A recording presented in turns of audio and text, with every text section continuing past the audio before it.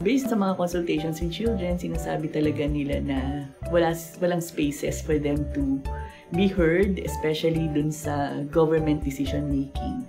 Pwedeng they are asked kung ano yung viewpoints nila, pero hindi nila nakikita itong mag-translate into actual, actions. Knowing yung technology that exists, yung mga bata is most of the time online, they are playing with their mobile phones. We wanted to explore if a mobile game application would be an effective tool for teaching children about governance. Pero we know kasi that we need a significant amount of funds to develop a game.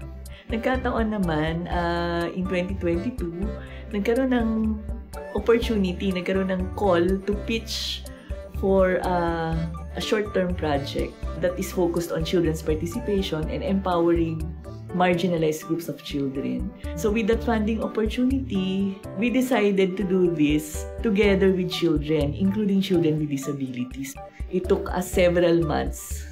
Majority of that period, kino-conceptualize lang yung design. So, unti-unti, pinapakita sa mga bata yung how nag-e-evolve yung design ng game based din sa kanilang inputs. So, dapat dun sa ating planning, i-consider na natin yung mahabang proseso ng co-designing with children. Hindi pwedeng mabilisan. Kailangan alamin din natin kung ano yung pace nila.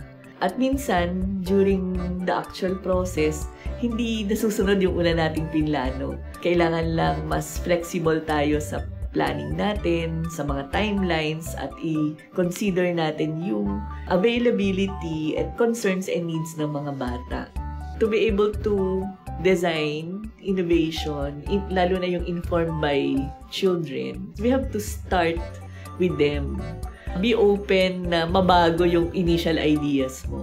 Later on, mag-evolve din siya once you get enough information from children, from the key stakeholders, from your teammates. Hindi pwedeng we innovate just for the sake of innovation. Dapat meron talagang isosolve na problem and dapat helpful din yung iniisip nating ideas.